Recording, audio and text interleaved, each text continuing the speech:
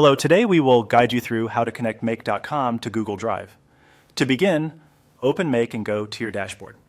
This is the main workspace where you can build automations called scenarios that connect different apps and services. If you are already signed in, you should land directly on the dashboard. If not, sign in first and then continue once the home page is fully loaded. From the dashboard, look to the top right corner of the screen and click Create Scenario. This opens a new scenario setup area where you can start adding the apps you want to connect. In Make, each scenario begins by choosing a service, and in this case, that service will be Google Drive. Once the scenario editor opens, click into the search field and type Google Drive. As you type, Make will begin filtering the available apps.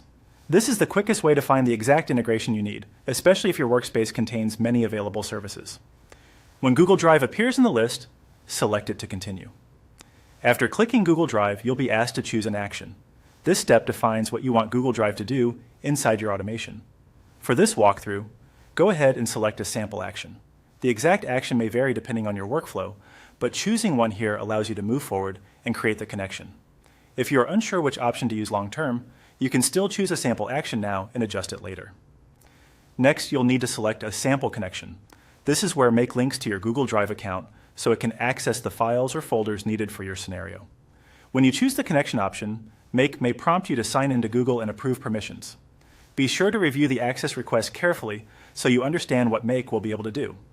Once access is approved, the connection should appear and be ready to use. After the action and connection are selected, take a quick moment to confirm everything looks correct. This is a good habit before saving, especially if you plan to build on the scenario right away.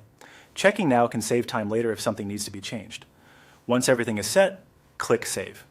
This stores your scenario settings and confirms that Make is now connected to Google Drive for this setup. From here, you can continue building the rest of your automation as needed. That's it. You've successfully started a scenario in Make and connected it to Google Drive.